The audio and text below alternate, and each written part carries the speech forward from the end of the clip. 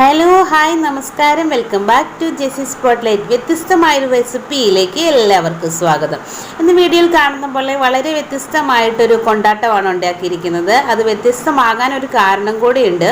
അപ്പോൾ നമ്മളിന്ന് ചെയ്തിരിക്കുന്നത് പാവയ്ക്ക കൊണ്ടൊരു കൊണ്ടാട്ടമാണ്, അല്ലെങ്കിൽ പാവയ്ക്ക വറുത്തതാണ്. സാധാരണയായിട്ട് നമ്മളിത് ഉണ്ടാക്കുന്നത് നമ്മൾ ഉണങ്ങിയതിന് ശേഷമായിരിക്കും ഫ്രൈ ചെയ്തെടുക്കുക. എന്നാൽ നമുക്കിന്ന് പാവയ്ക്ക പച്ചയ്ക്ക് തന്നെ നേരിട്ട് ഒന്ന് ഫ്രൈ ചെയ്തെടുത്ത് എങ്ങനെയാണ് പാവയ്ക്ക വറുക്കുന്നതെന്നാണ് ഇന്ന് കാണിക്കാൻ പോകുന്നത്.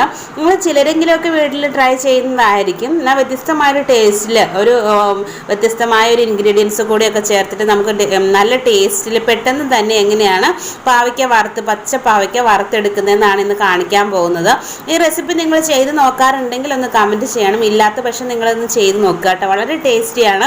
പെട്ടെന്ന് തന്നെ നമ്മൾക്ക് ഊണിനൊക്കെ തയ്യാറാക്കി എടുക്കാൻ പറ്റുന്നതാണ്. അപ്പോൾ വളരെ ടേസ്റ്റിയുമായ ഈ റെസിപ്പി എങ്ങനെയാണ് ചെയ്യുന്നത് നമുക്ക് കണ്ടിട്ട് വരാം.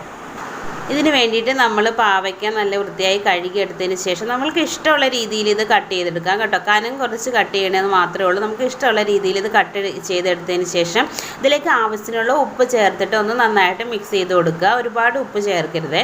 നമ്മൾ സാധാരണ ഒന്ന് തോരനൊക്കെ വെക്കാൻ നേരത്ത് അല്ലെങ്കിൽ മെഴുക്കുവരട്ടിയൊക്കെ വെക്കാൻ നേരത്ത് ചേർക്കുന്ന പോലെ കുറച്ച് ഉപ്പ് മാത്രം ചേർത്താൽ മതി.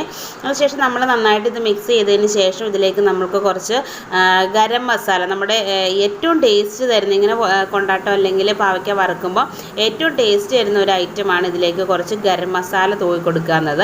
ഗരം മസാല ഇങ്ങനെ തൂവിയതിന് ശേഷം നമ്മളിത് ഫ്രൈ ചെയ്തെടുക്കുകയാണെങ്കിൽ വളരെ ടേസ്റ്റ് ആയിരിക്കും കേട്ടോ. ഇത് നമുക്ക് ഒന്നുമില്ല, നമ്മൾക്ക് ചൂടായിരിക്കുന്ന എണ്ണയിലേക്ക് ഈ പാവയ്ക്ക ഇട്ട് കൊടുക്കുക. അതാണ് നമുക്ക് ചെയ്യാനുള്ളത്.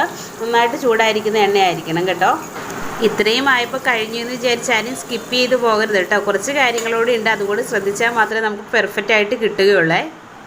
ഇട്ട് കൊടുത്ത ഉടനെ നമ്മളിത് ഇളക്കരുത്, കുഴഞ്ഞു പോകും. ഇതുപോലെ ഒന്ന് സ്പ്രെഡ് ചെയ്ത് ഓയിൽ മേളിൽ വരത്തക്ക രീതിയിലൊന്ന് സ്പ്രെഡ് ചെയ്ത് വെക്കുക. അത് ഒരുവിധം പാകമായതിന് ശേഷം ഒരു 4-5 മിനിറ്റിന് ശേഷം മാത്രം ചെറുതായിട്ടൊന്ന് മിക്സ് ചെയ്ത് കൊടുക്കുക. അല്ലാതെ നമ്മൾ ആദ്യം തന്നെ ഇളക്കി കഴിഞ്ഞിട്ടുണ്ടെങ്കിൽ അത് കുഴഞ്ഞു പോകും.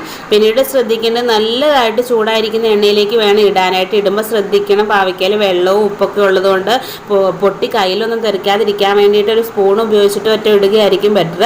ഇതായിപ്പോൾ നമ്മുടെ പാവയ്ക്ക് ഇവിടെ പകുതി കുക്കായിട്ട് വന്നിട്ടുണ്ട്. ഇത് കുഴഞ്ഞൊന്നും പോയിട്ടില്ല. അപ്പോൾ നല്ല ചൂടുള്ള എണ്ണയിലിട്ട് നമ്മൾ ഇടുമ്പോഴാണ് ഇങ്ങനെ കിട്ടുള്ളൂ. അല്ലെങ്കിൽ ഇത് നമ്മൾ ഇടുമ്പോൾ തന്നെ കുഴഞ്ഞു പോകും. ഇടുമ്പോൾ തന്നെ ഇളക്കുകയും ചെയ്യരുത് കേട്ടോ. നല്ല അടികട്ടിയുള്ള പാത്രം വേണം നമ്മൾ ഇതിന് വേണ്ടിയിട്ട് എടുക്കാനായിട്ട്. അതായപ്പോൾ നമ്മുടെ കൊണ്ടാട്ടം ഇവിടെ റെഡി ആയിട്ട് വരുന്നുണ്ട്. നല്ല പച്ച പാവയ്ക്കാണ് നമ്മളിവിടെ ഇട്ടത് കേട്ടോ. കുറച്ച് സമയം ഒന്ന് എടുക്കും ഇതൊന്ന് ആയി വരാൻ വേണ്ടിയിട്ട്. പച്ചപ്പാവയ്ക്കൊന്ന് റെഡി ആയിട്ട് വരണമല്ലോ, അതിന് വേണ്ടിയിട്ടൊരു കുറച്ച് സമയം എടുക്കും. അത് നമ്മൾ ഇളക്കി കൊടുക്കേണ്ട കാര്യമില്ല, നമുക്കത് ഇട്ടിട്ട് കരിഞ്ഞു പോകാൻ നോക്കിയാൽ മാത്രം മതി. അപ്പോൾ നമ്മുടെ പാവയ്ക്ക അവിടെ റെഡി ആയിട്ട് വന്നിട്ടുണ്ട്. ഞാനിതൊരു പാത്രത്തിലേക്ക് മാറ്റുകയാണ്. നമുക്ക് ഊണിനൊക്കെ വളരെ ടേസ്റ്റി ആയിട്ട് തന്നെ കഴിക്കാൻ പറ്റുന്ന ഒരു സൂപ്പർ ഐറ്റമാണ് കേട്ടോ. എല്ലാവരും ഒന്ന് ട്രൈ ചെയ്ത് നോക്കണം. നമ്മൾ സാധാരണയായിട്ട് പാവയ്ക്ക കിട്ടുമ്പോൾ വെയിലത്തൊക്കെ വെച്ച് ഉണങ്ങിയിട്ടാണല്ലോ ഇങ്ങനെ ചെയ്യുന്നത്. അപ്പോൾ അതേ ടേസ്റ്റ് തന്നെ കിട്ടും. അപ്പോൾ ഗരം മസാല കൂടി ചേർക്കുമ്പോൾ വളരെ നല്ലൊരു ടേസ്റ്റ് ആയിരിക്കും ഈ പാവയ്ക്ക വറുത്തതിന്. ഇങ്ങനെ ആരെങ്കിലുമൊക്കെ ചെയ്യുന്നുണ്ടെങ്കിൽ ഒന്ന് കമൻറ്റ് ചെയ്യണം കേട്ടോ. ഇല്ലാത്തതിന് ഇങ്ങനെ ഒന്ന് ചെയ്ത് നോക്കുക. ഇത് നമുക്ക് ഉണ്ടാക്കിയിട്ട് നല്ല എയർ ടൈറ്റ് ആയിട്ടുള്ള കണ്ടെയ്നറിലൊക്കെ അടച്ചു വെക്കുകയാണെങ്കിൽ നമുക്ക് പിന്നീട് വേണമെങ്കിലും ഉപയോഗിക്കാം. അപ്പോൾ അടച്ചു വെക്കുമ്പോൾ എല്ലാവരും നല്ല ഗ്ലാസിൻ്റെ കുപ്പിയുടെ പാത്രത്തിലിട്ട് അടച്ചു വെക്കാൻ ശ്രദ്ധിക്കുക. എങ്കിൽ മാത്രമേ അത് നല്ല ഫ്രഷായിട്ട് തന്നെ ഇരിക്കുകയുള്ളൂ. ഇല്ലെങ്കിൽ നമുക്ക് ഒത്തിരി പണിയൊന്നും ഇല്ലല്ലോ, പെട്ടെന്ന് ചെയ്തെടുക്കാൻ പറ്റുന്നതല്ലേ. ഊണിൻ്റെ ആ ഒരു സമയത്ത് തന്നെ നമുക്ക് ഉണ്ടാക്കുവാണെങ്കിൽ നല്ല ക്രിസ്പി ആയിട്ട് തന്നെ നമുക്കത് ഉപയോഗിക്കാൻ പറ്റും. അപ്പോൾ ഇങ്ങനെ ചെയ്യാത്തവർ, ഇങ്ങനെ ട്രൈ ചെയ്യാത്തവരൊന്നും ചെയ്ത് നോക്കണം. വളരെ ടേസ്റ്റി ആയിട്ടുള്ള പാവയ്ക്ക വറുത്ത് നമുക്ക് കിട്ടും. അപ്പോൾ വളരെ വ്യത്യസ്തമായ റെസിപ്പി അല്ലേ. നിങ്ങൾക്ക് അറിയാമെങ്കിൽ തീർച്ചയായിട്ടും കമൻറ്റ് ചെയ്യുക. ഇല്ലെങ്കിൽ നിങ്ങളൊന്ന് പരീക്ഷിച്ച് നോക്കുക. അപ്പോൾ ഈ റെസിപ്പി നിങ്ങൾക്ക് ഇഷ്ടപ്പെട്ടു എങ്കിൽ എൻ്റെ ചാനൽ നിങ്ങൾ ആദ്യമായിട്ടാണ് കാണുന്നതെങ്കിൽ ഒന്ന് സബ്സ്ക്രൈബ് ചെയ്യാൻ മറക്കരുത്. ഇത് ഇഷ്ടപ്പെട്ടുവെങ്കിലൊന്ന് ലൈക്ക് ചെയ്യുക കേട്ടോ. അപ്പോൾ പുതിയതും വളരെ വ്യത്യസ്തവുമായ ഒരു വീഡിയോയിൽ കണ്ടുമുട്ടും വരെ എല്ലാവർക്കും നന്ദി, നമസ്കാരം, ടാറ്റാ.